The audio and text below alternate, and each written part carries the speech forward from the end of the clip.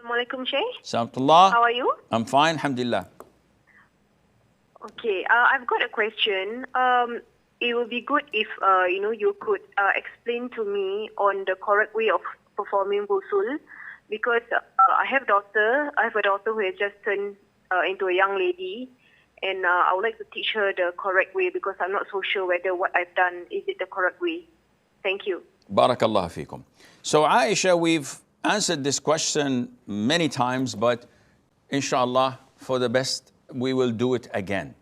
Ghusl is divided into two types. Both are valid.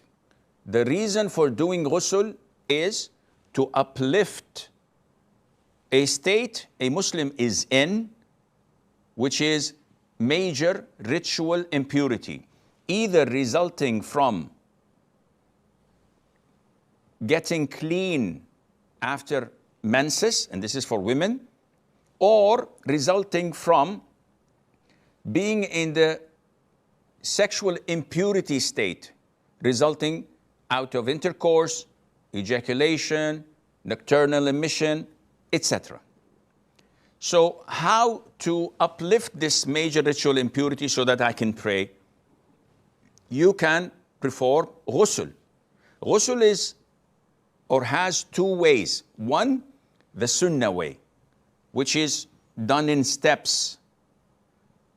The other form of ghusl is the ghusl that suffices, that does the job, but it's not according to the Sunnah.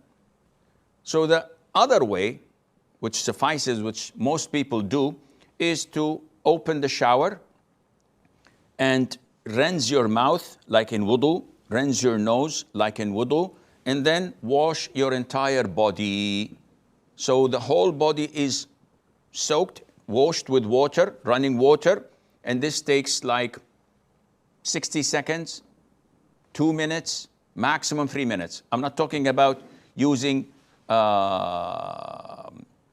soap or shampooing. No, just washing yourself with water. Similarly, if you just dip yourself in the river or in the ocean, rinse your mouth and nose, it's done. So this is number two. You can pray now. Number one, which is the Sunnah.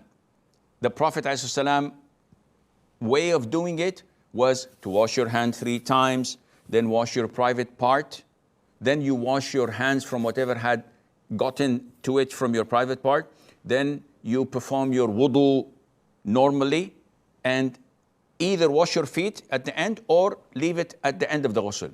Choose either one. Then you put 3 scoops of water in on your head and rub your scalp so to ensure that water has reached it. Then pour water over your whole body so that ensures that the water has reached every part of your body. Wash your feet, and that's it. This is the proper ghusl, so I hope this answers your question.